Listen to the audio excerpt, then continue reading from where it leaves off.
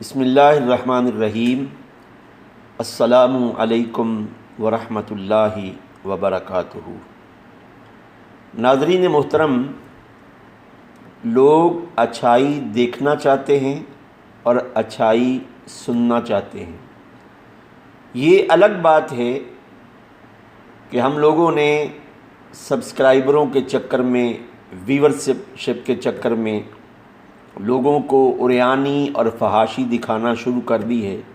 یقین کیجئے social media پر، digital media پر اتنا اغیار عریانی اور فحاشی پر کام نہیں کر رہے جتنا ہمارے مسلمان بھائی کام کر رہے ہیں۔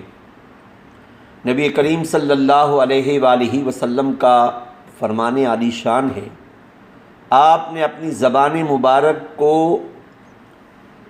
منہ مبارک سے باہر نکالا اور اس کو پکڑ کر فرمایا، یہ دو جبڑوں کے درمیان یہ جو گوشت کا لتھڑا ہے اور دو رانوں کے درمیان جو لٹکنے والا نفس ہے، اگر کوئی اس کی ضمانت دے تو میں تمہیں جنت کی ضمانت دوں گا۔ لیکن افسوس، آج لوگ اچھائی دیکھنا بھی چاہتے ہیں، سننا بھی چاہتے ہیں، لیکن ہم نے یہ سمجھ لیا ہے کہ اگر لوگوں کو عریانی اور فحاشی دکھائیں گے تو وہ ویڈیو لوگ زیادہ دیکھیں گے، اور ایسا ہوتا بھی ہے۔ ایسے لوگوں کو سبسکرائبر بھی زیادہ ملتے ہیں، ایسے لوگوں کو ویورز بھی زیادہ ملتے ہیں۔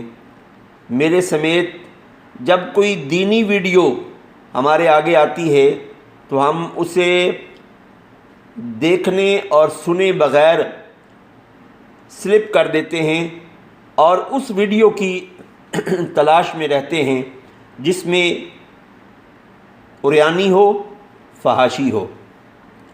میں تمام اپنے مسلمان بھائیوں سے اور اپنی مسلمان بہنوں سے جو کسی نہ کسی طریقے سے ٹک ٹاک پر، فیس بک پر یا یوٹیوب پر کام کر رہے ہیں، خدا را اس معاشرے کو حیا دیں، اور حیا ایمان کا حصہ ہے۔